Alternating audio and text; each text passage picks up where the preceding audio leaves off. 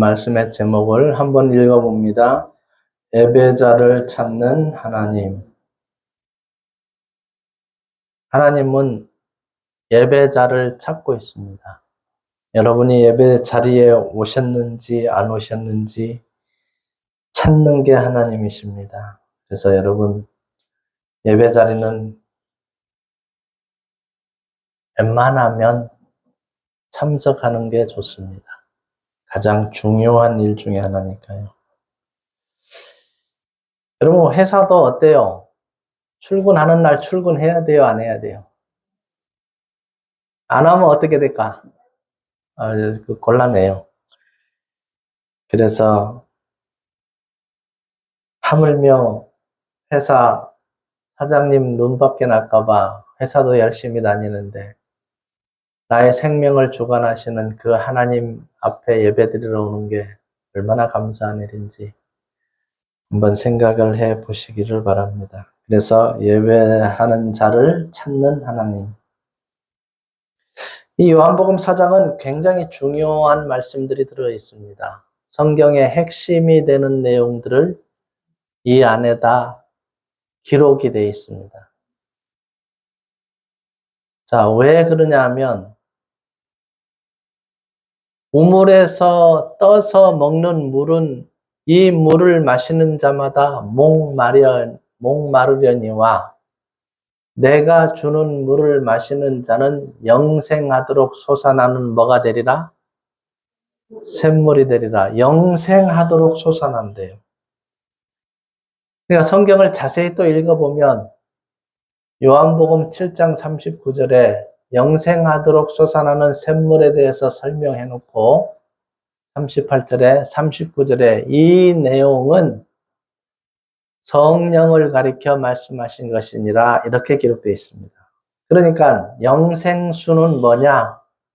성령이 우리 속에 있으면 모든 것을 족하게 여길 수 있고 모든 어려움, 슬픔, 괴로움 모든 것을 다 보상받을 수 있는 은혜가 성령이 임한 자에게 들어오기 때문에 그렇습니다. 저도 그랬으니까요. 어렵고 힘든 모든 과정들을 이 하나님의 말씀으로 말미암아 성령이 임하고 나니까 다 눈 녹듯이 사라졌어요. 아, 이 모든 과정은 내가 영생을 얻기 위한 그 과정이었구나 생각이 들더라고요. 그러면서 뭐가 생각이 나느냐? 정말 이 예배는 귀중하구나. 정말 하나님 말씀 안에 사는 것은 정말 감사한 일이구나. 그렇다면 내가 말씀을 더 알고 더 자세히 알고 더 많이 알아야 다른 분에게 안내를 해줄 수 있겠구나. 그 생각이 들었어요. 그래서 하루에 10시간을 투자해서 성경을 보는 시간들도 되어졌고, 자, 그로 말미암아 지금은 또 많은 분들에게 이 말씀을 전할 수 있는 은혜도 허락하셔서 이렇게 우리가 함께 예배 자리에서 말씀을 나누고 교제를 나누고 걸어가고 있습니다. 그래서 요한복음 4장에는 굉장히 중요한 말씀들이 들어가 있는데 여기에 등장하는 인물이 누구냐? 사마리아 여자가 나옵니다. 사마리아 여자는 이방인이에요. 유대인들은 사마리아 사람들을 상종을 한다, 안 한다? 안 해요. 아예 그 이방인들이 사는 곳이 있으면 그걸 돌아서 가요. 부정하다고. 같이 밥 먹는 것도 허락이 안 돼요. 네. 자, 그런데 예수님은 이 사마리아 여자랑 대화를 나눕니다. 뭐라고 나누느냐? 네 남편을 데려와라. 근데 여자가 대답을 합니다. 나는 남편이 없습니다. 내 말이 맞다. 너는 5명이 남편이 있었지만 네 남편이 아니고 지금 있는 남편도 네 남편이 아니다. 그럼 몇 명째예요? 대단한 거예요. 6명째. 근데 아니 그 말을 사마리아 여자가 하면 되는데 누가 했어요? 예수님이 그 얘기를 하니까 깜짝 놀란 거예요. 도대체 이 사람 누구냐 이거야. 나의 사생활에 대해서 모르는 거 없이 다 알고 있다는 거예요. 주만 홀로 사람의 마음을 다 아시나이다. 그러니까 예수님은 하나님의 본체가 사람으로 왔잖아요. 그러니까 모를 리가 없죠. 모든 사람에 대해서. 시편 139편 1절부터 4절 보면 앉고 일어나는 거, 무슨 생각하는 거, 무슨 말하는 거, 이거를 다 알고 있다니까. 그러니까 이 사마리아 여자에 대해서도 다 알고 있는 거죠. 그래서 대화를 나눕니다. 당신들이 말은 예배하는 곳이 예루살렘에 있다 하더이다. 그러니까 예수님이 그 말을 받아서 여자여, 이 산에서도 말고 예루살렘에서도 말고 예배할 때가 오나니 이렇게 얘기합니다. 근데 그 얘기를 듣고 이 사마리아 여자가 또 얘기합니다. 메시아 곧 그리스도라는 사람이 오면 그리 될 줄로 믿습니다. 알고 있습니다. 그럼 사마리아 여자는 믿음이 있는 자예요? 지금 믿음이 없는 자예요? 믿음이 있는 자예요. 그걸 알고 있다는 그 자체는 굉장한 거예요. 마치 그 점탐꾼을 숨겨준 라합처럼 목숨을 걸고 그 하나님의 역사를 알고 있기 때문에 그 정탐꾼을 숨겨줄 정도니까. 왜? 그 하나님의 역사를 보니까 간담이 높더라고 얘기를 해놨습니다. 그래서 목숨을 걸고 정탐꾼을 숨겨주고 온 가족을 살려내는 사건도 있었습니다. 그렇듯이 이 사마리아 여자도 알고 있는 것이에요. 그래서 이 요한복음 4장에는 예배에 대해서 쭉 설명을 해놓고 있습니다. 예배하는 자는 뭐와 뭐로 예배할지니라? 영과 진리로. 그럼 이 영은 뭐냐? 성령을 말하고 있습니다. 살리는 것은 뭐니? 육은 무익하니라. 살리는 것은 영이니 육은 무익하니라 그랬습니다. 자, 그래서 이 중요한 말씀을 요한복음 4장에다가 이제 기록이 되어 있습니다. 자, 여러분 예배라는 것은 한번 찾아봤어요. 정의를.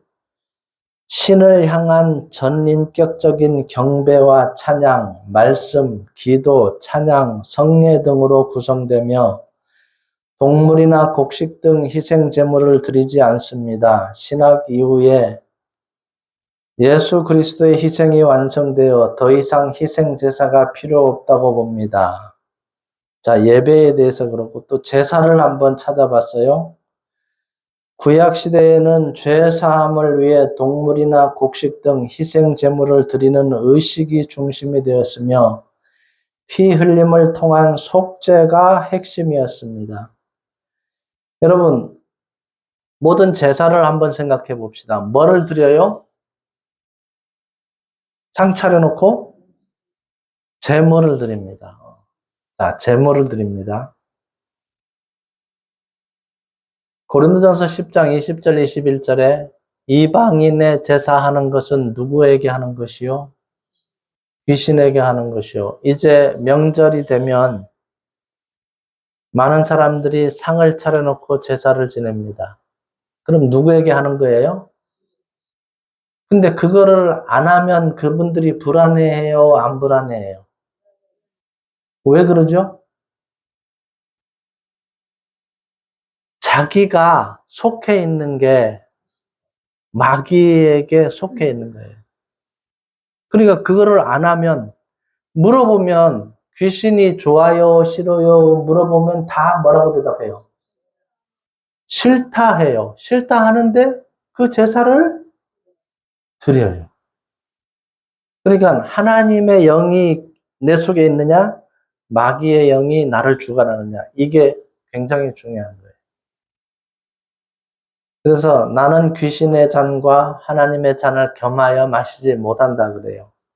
그러니까 제사도 지내고 예배도 드리고 그건 아니다 이거예요. 어느 한 가지는 딱 끊어버려야 된다는 거예요. 그래서 또 많은 분들이 그거를 합리화해서 또 드리는 방법들도 있어요. 그건 아니라고 봅니다. 합리화시킬 수는 없어요. Yes 아니면 뭐예요? No. 둘 중에 하나를 선택하는 거예요. 그래서 여러분들은 성경대로 그냥 선택하시는 게 가장 낫습니다. 그래서 이 제사는 우리나라에서는 언제부터 지냈느냐 하면 삼국유사에 기록되기를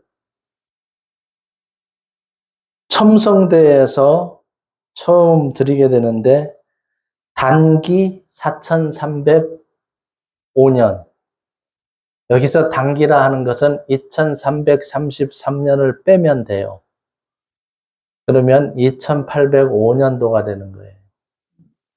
그래서 처음 제사를 지내게 됐고, 이 우리나라의 제사 제도가 완전히 퍼진 것은 조선시대에 완전히 퍼진 것입니다. 그래서 오래된 것도 아니에요. 제사 제도가 우리나라에는. 그것도 알아두시고. 그래서 처음에 제사 드리는 걸 보면 그 충문에다가 뭐라고 쓰여졌느냐.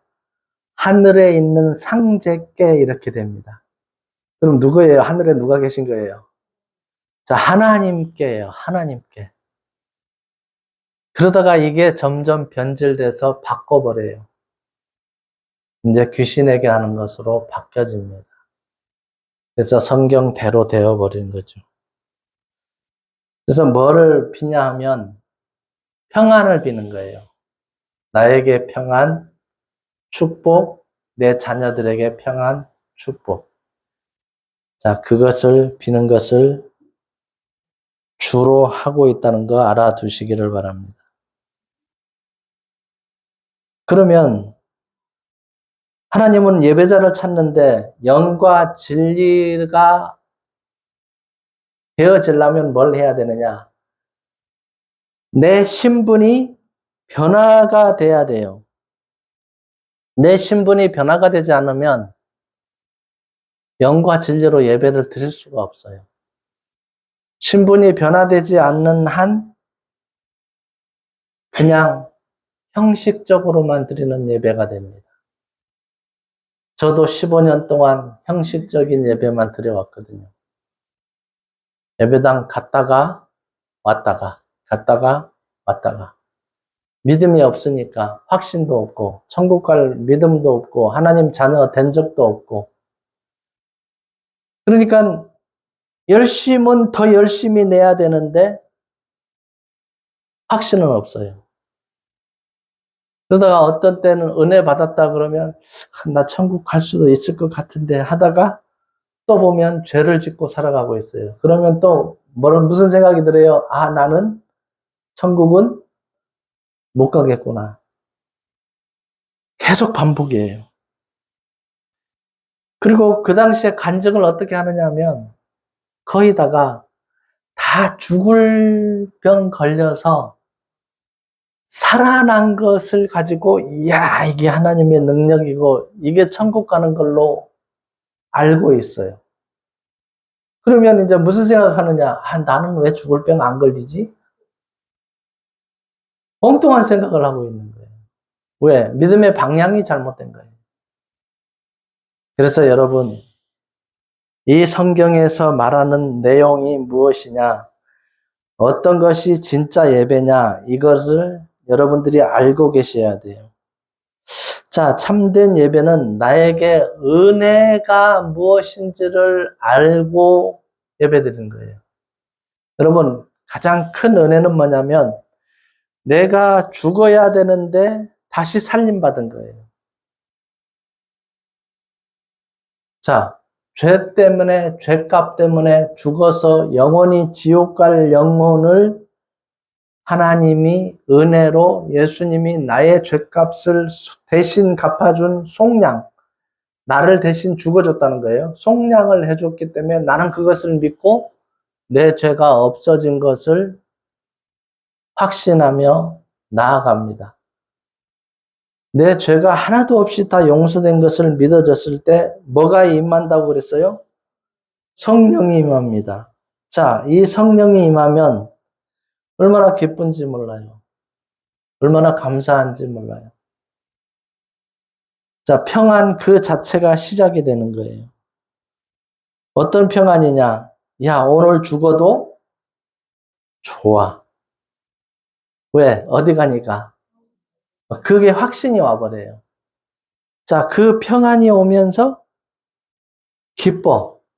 야, 나 같은 죄인도 천국 갈 수 있다니. 기쁘니까 무슨 생각이 드느냐? 아, 하나님의 말씀을 봐야 되겠네? 하나님을 알아갑니다. 예배 자리에 나가야 되겠네? 이전에는 수동이었어. 누가 끌고 가야 돼. 마저 못해서 그냥 왔어. 근데 이 믿음이 오고 난 뒤에는 능동이 돼요. 예배 시간이 됐어. 예배 드리러 가야 돼. 자동으로 바뀌게 되는 겁니다. 자, 여러분 마음을 한번 점검해 보세요. 그런 마음인가 아닌가. 그리고 이제 영혼에 대해서는 생각도 안 했는데 영혼에 대해서 이제 알게 됩니다. 제가 핸드폰을 이날 평생 한 번 떨어뜨렸어요. 길바닥에 떨어뜨리니까 뭐가 깨졌겠어요? 액정이 기가 차게 깨졌어요. 그러니까 아무것도 안 돼요. 그러니까 이제 전화기를 바꾸러 갔죠. 전화기를 바꾸러 갔는데 옛날 기계가 너무 아까운 거야. 그래서 이거 고치는데 얼마입니까? 31만 원. 야, 새 거를 해야 될까? 한 거를 고쳐야 될까? 일단 고쳐놓고 보자. 고쳤어요. 그래갖고 쓰는데 괜찮아요. 근데 내 핸드폰은 무료폰으로 주신대. 그래서 무료폰으로 바꿨어요. 그래서 제 아내 거랑 아내는 내 거 쓰고 나는 무료폰 쓰고. 뭐 얘기하다가 핸드폰 얘기가 나왔어요, 지금.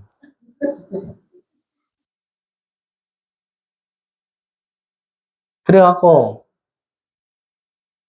잘 안 돼. 모든 걸 다 옮겨야 되는데 안 돼요. 그래서 깝깝해요. 예배도 마찬가지예요. 알고 드리는 예배와 모르고 드리는 예배는 천지 차이예요. 어느 만큼 차이일까요? 천국과 지옥 차이예요. 그래서 여러분들이 성경을 알아야 되는 이유가 있습니다. 여러분 영혼을 살려야 된다는 거.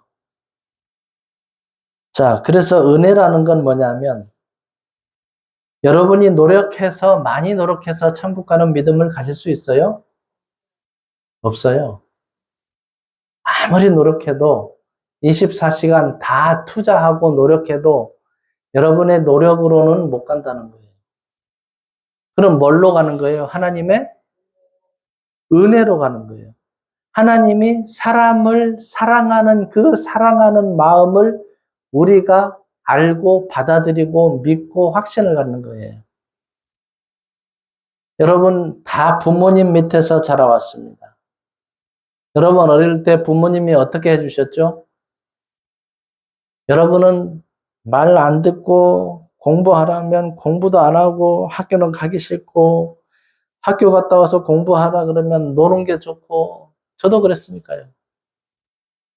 밤이 깜깜할 때도록 놀다 보면 찾으러 와요. 밥 먹으라고. 자, 그런 세월을 보냈는데 그 부모의 마음은 그래도 누구를 사랑하고 있어요? 자식들을 사랑하고 있어요. 언제? 죽을 때까지 사랑하고 있어요. 90된 어르신이 70된 아들 보고 야, 차 조심해라. 왜 그럴까요? 부모 마음이에요. 아니 70 됐으면 이제 다 늙었는데 70된 아들 보고 차 조심하라니. 자, 우리의 삶이 하나님과의 관계도 똑같다는 거예요. 그래서 우리는 잘못하고 죄 짓고 살아가고 하나님 반대편으로 가지만 하나님은 끝까지 사랑해주고 있어요. 일단 너 회개하고 돌아와라부터예요. 기다려주시는 거예요. 근데 사람들은 그걸 모르니까 자기가 옳은 줄 알아. 특히 많이 배우고 돈이 많으면 뭘 의지해요? 자기 지식을 의지하고 돈을 의지해요. 하나님 안 찾아요. 그러니까 부자들은 천국 가기가 더 힘든 거예요. 복음을 전해보면요. 좀 가난한 나라, 좀 어렵게 사시는 분들이 더 잘 받아들여요. 자, 좀 잘 사는 나라 가면요. 잘 안 받아들여요. 왜? 예수 안 믿어도 어때요? 편안하니까. 근데 좀 가난한 나라는요, 굉장히 잘 받아들여요. 말씀 듣는 태도부터가 다른 거예요. 그러면 예를 들어 우리가 사명이라는 노래를 부릅니다. 근데 한국에서 사명을 부르면 그냥 노래예요. 근데 좀 가난한 나라에 가서 사명을 부르면 그건 진짜 사명이에요. 그래서 이 말씀을 받아들이는 상태도 각각 다르다는 겁니다. 우리나라에도 70년도 정도 된 때는 예배당만 지어놓으면 사람들이 왔다고 그래요. 복음이 굉장히 잘 전해졌죠. 근데 지금은 어때요? 예배당 지어놓고 올까요? 안 올까요? 안 와요. 그리고 작은 교회는 특히 더 안 와요. 네, 그래서 자, 우리는 교회가 작든 크든 그게 문제가 아니라 내 자신의 영혼이 살아나 있는지 죽어 있는지를 확인해야 되고 내 영혼이 천국 못 간다면 다른 영혼을 돌아볼 수도 없습니다. 전도 할 수도 없습니다. 왜? 내 속에 들은 것이 있고 믿어진 것이 있어야 전도를 하죠. 내 속에 확정 지은 것이 없다면 입을 열 수가 없어요. 왜? 천국에 있는 것도 같고 없는 것도 같고 내가 확신을 못 가지면 그걸 전할 수가 없죠. 전하는 사람들이 힘이 없어요. 근데 내가 정말 갈 수 있는데 전하지 않는다. 그건 문제예요. 그거는 벌 받을 일이에요. 자, 사도 바울은 예수님을 만나고 영생의 믿음 안에 들어왔습니다. 복음 전하는 일을 나는 빚진 자다 그래요. 나는 모든 사람에게 빚을 졌다. 무슨 빚? 복음 전할 빚을 졌다는 거예요. 자, 그런 마음, 그 간절한 마음, 그리고 남을 위해서 희생하고 남을 위해서 그 마음을 읽고 그 마음 밑에서 그 사람을 떠받들고 이유는 뭐냐? 그 사람에게 복음을 전하기 위해서 내가 낮아지는 거예요.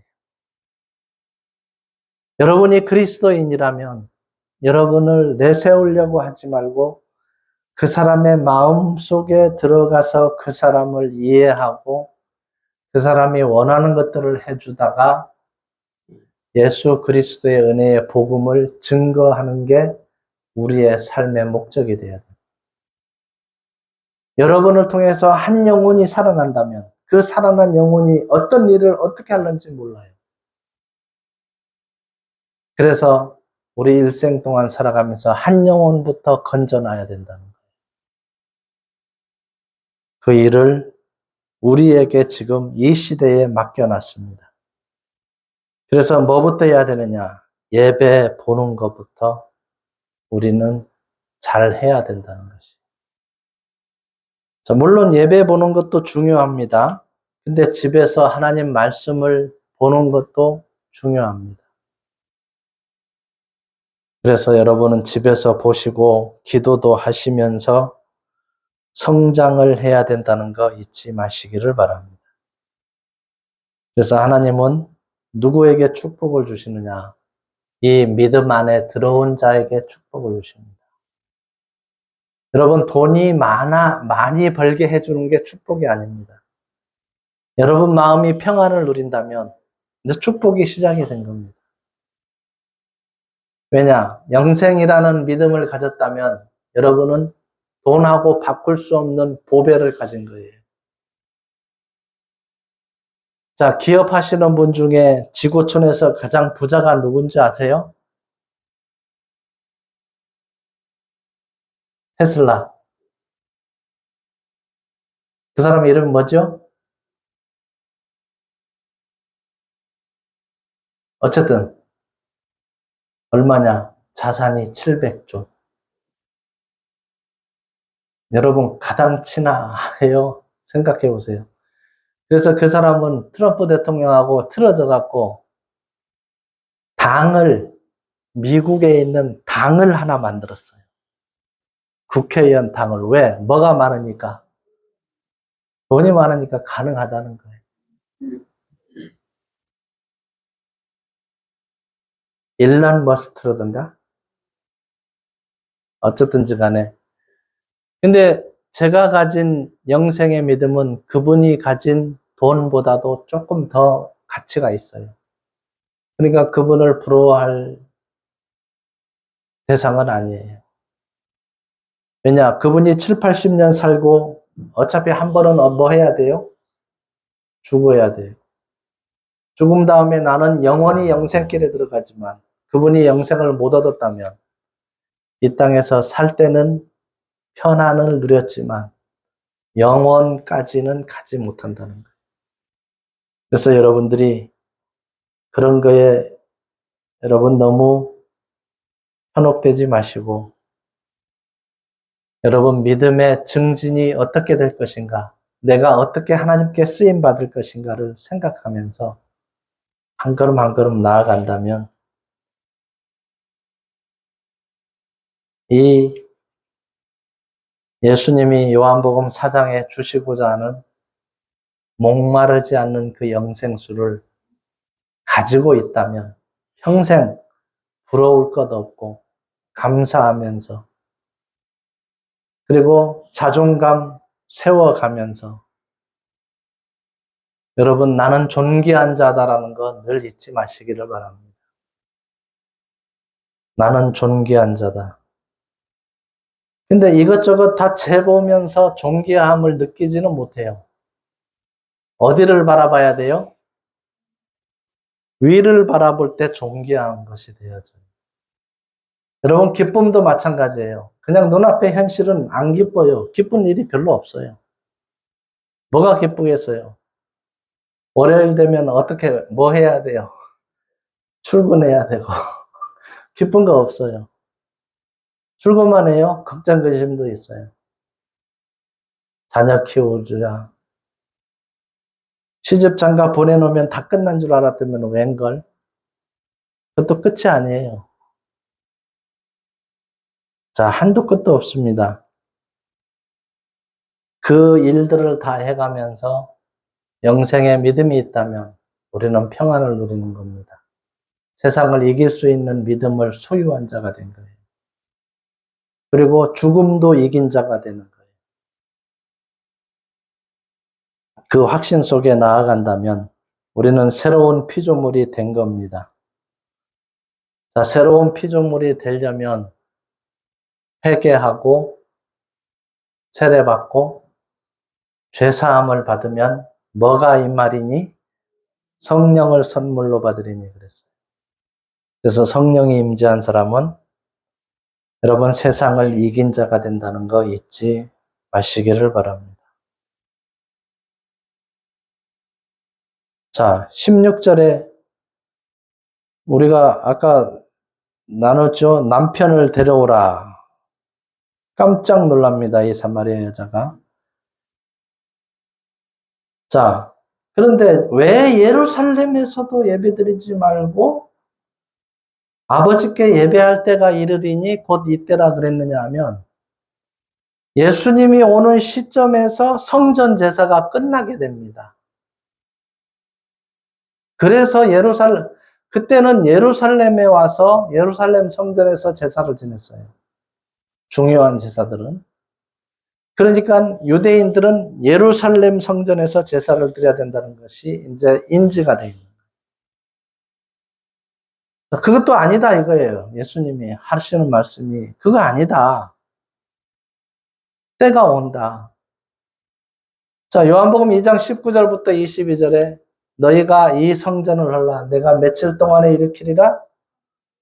사흘 동안에 일으키리라. 그 어마어마한 성전이 무너뜨리고 사흘 만에 새로 일으키겠다는 건 이해가 안 되는 거예요.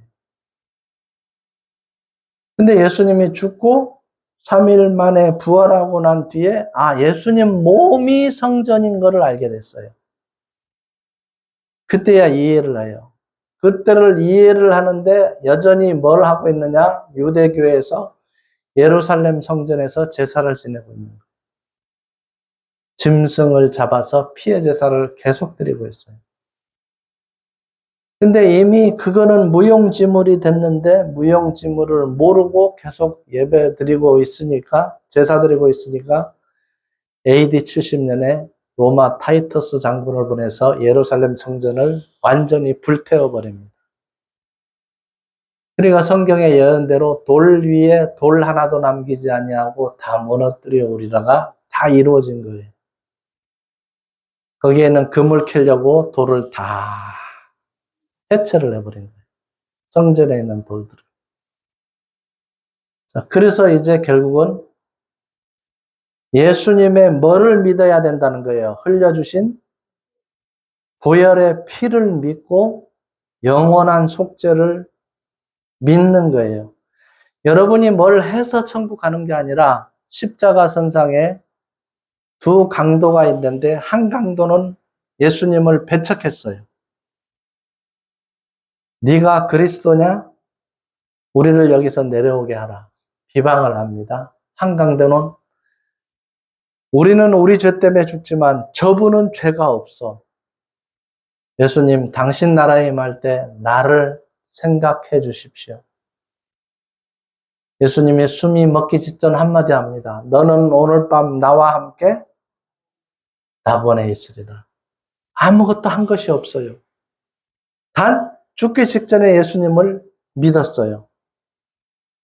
그 믿음이 천국 들어가는 믿음이 된 거예요. 오늘날도 똑같습니다.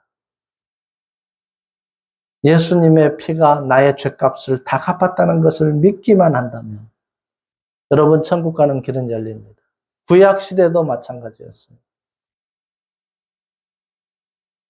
하나님을 원망해서 불뱀들을 보내서 죽게 생겼는데 하나님이 모세에게 방법을 얘기했습니다.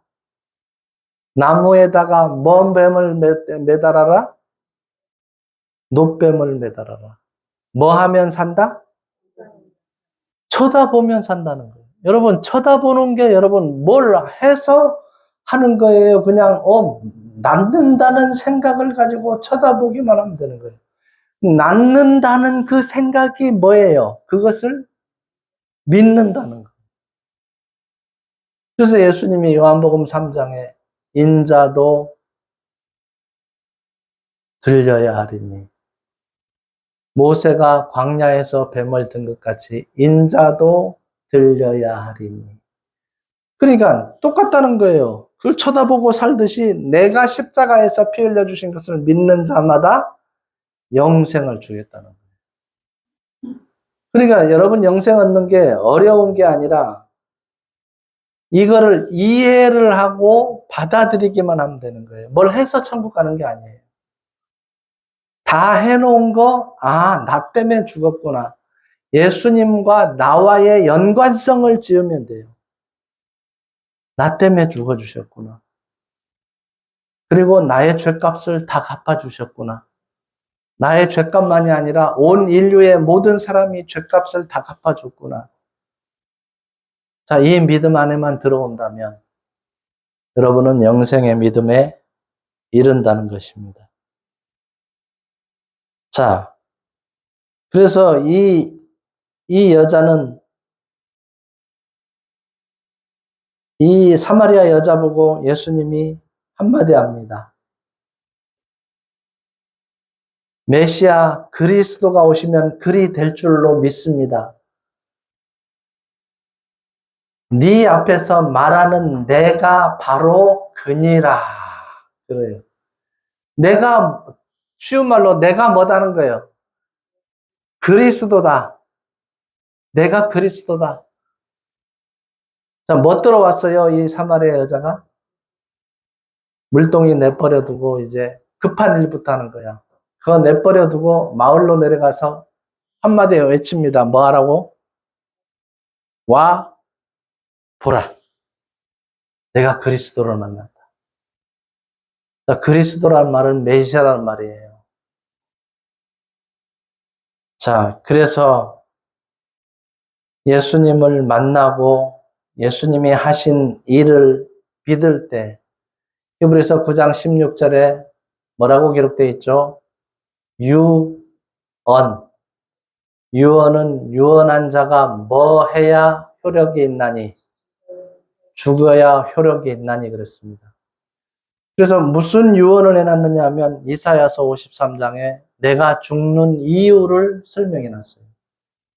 너의 허물 때문이고 너의 죄악 때문이고 네가 한 모든 것을 내가 심판을 대신 받고 그러기 위해서 내가 죽어주러 갈게 700년 전에 약속했고 그 약속을 이제 처녀의 몸에서 난다 그래서 마리아의 몸에서 났고 결국 십자가에서 6시간 동안 피를 흘려서 한마디 합니다. 다 이루었다. 그 유언이 다 이루어진 거예요. 그때 나의 죄값이 다 갚아졌다, 안 갚아졌다? 갚아졌다는 거예요. 자, 이것을 믿으라는 거예요. 그러면 성령의 선물을 받는다는 겁니다. 자, 하나님은 영이시니 그럽니다. 영과 진리로 예배할지니라. 우리 사람은 창세기 1장 27절, 28절에 하나님의 형상대로 만들었다 그랬어요. 하나님의 형상대로 만들었는데 우리 속에 뭐가 있다는 거예요? 하나님을 닮은 영이 있다는 거예요. 근데 아담 때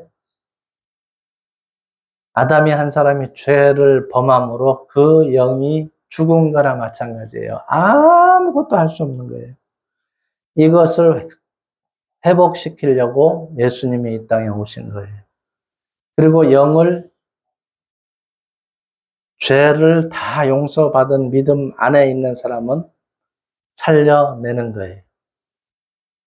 자, 이 영이 살아난 사람이 성령이 임한 사람은 영이 살아난다는 겁니다. 그래서 영이 살아난 사람이 모임이 교회예요.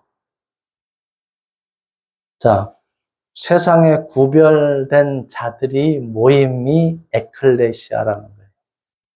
예수님의 피로 영원한 속죄함을 믿고 확신 가진 사람들, 성령이 임한 사람들이 모임을 교회라는 거예요. 신부는 누가 데리러 오느냐? 누가 데리러 와요? 신랑 대신 누가 데리러 와요? 자, 예수님이 데리러 옵니다. 여러분들이 이 예배 자리에 앉아 있는 동안 그 날은 하루씩 하루씩 다가오고 있어요. 그때는 아무도 모릅니다. 언제가 될는지. 그러나 그날은 반드시 온다는 거 잊지 마시기를 바랍니다. 그래서 여러분 사마리아 여자처럼 가장 급한 일이 예수님을 만난 뒤에 뭐냐? 와 봐라. 와 봐라. 이 말을 할 수 있는 것이 굉장히 중요합니다. 자, 예수님이 이제 요한복음 4장 35절에 가서 뭐라 그러느냐? 너희는 넉 달이 지나야 추수할 때가 온다 그러는데 저 밭을 보라. 희어져 추수하게 되었도다. 예수님은 모든 사람을 추수할 곡식으로 바라본 겁니다. 그래서 우리에게 맡겨놨습니다. 이제 뭐 하라고? 추수하라고. 한 영혼씩 복음 전해서 구원받게 하라는 것입니다. 자, 그 일을 우리가 이제 하고 있습니다. 청송교도소, 몽골, 캄보디아, 미얀마, 이제 좀 있으면 라오스까지 이제 펼쳐질 것입니다. 그래서 와보라 할 수 있는 여러분의 마음 속에 그 마음을 가지고 계시고, 예수님은 이어서 뭐라 그러느냐면 추수할 일꾼을 보내어 주소서 하라 그랬습니다. 여러분 자신이 나도 추수를 하고 싶다 라는 마음을 갖고 있다면 더 감사가 되겠죠. 자, 그래서 여러분 예배하는 자를 찾습니다. 굉장히 중요합니다. 여러분 마음이 예배 자리에 와서 이 말씀을 알아가는 것이 굉장히 중요한 일입니다. 한 걸음 한 걸음 하나씩 하나씩 여러분 알아가는 겁니다. 자, 하나님은 예수 믿는 자들에게 뭐라 그랬느냐 하면 생명의 성령의 법 안에 있다 그랬습니다. 죄와 사망의 법에서 너를 뭐 했다 그랬어요? 해방했다 그랬습니다. 죄와 사망의 법에서 해방됐어요. 그러니까 하나님의 자녀로서 이제 선포를 받은 거예요. 로마서 3장 24절에 하나님은 판결을 내렸어요. 예수 믿고 영원히 죄 용서받은 믿음을 가진 자에게 무죄를 선언하노라. 문경미 무죄 때려버렸어. 명재하 무죄를 선포를 해버렸어. 그래서 예수 믿는 자 뭐라고 표현하느냐면 그리스도 예수 안에 있는 자 이렇게 표현합니다. 예수님이 나의 주인이야. 자, 이 마음을 갖고 계신 모든 사람들의 죄값을 다 갚아줬다는 거 잊지 마시기를 바랍니다. 그래서 그 사람들이 부활의 믿음을 가진 자들입니다.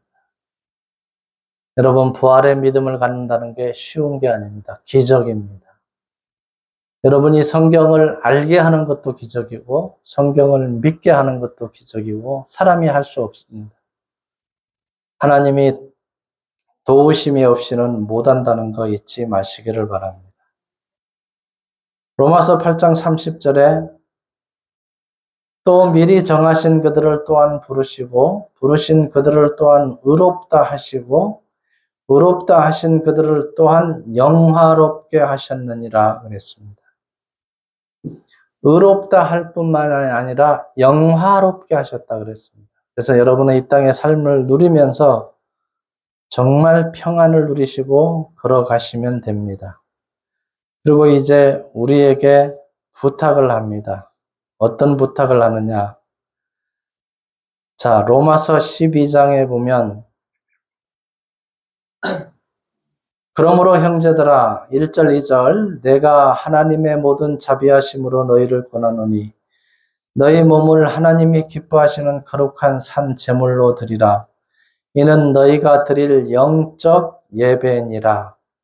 너희는 이 세대를 본받지 말고 오직 마음을 새롭게 함으로 변화를 받아 하나님이 선하시고 기뻐하시고 온전하신 뜻이 무엇인지 분별하도록 하라 그럽니다.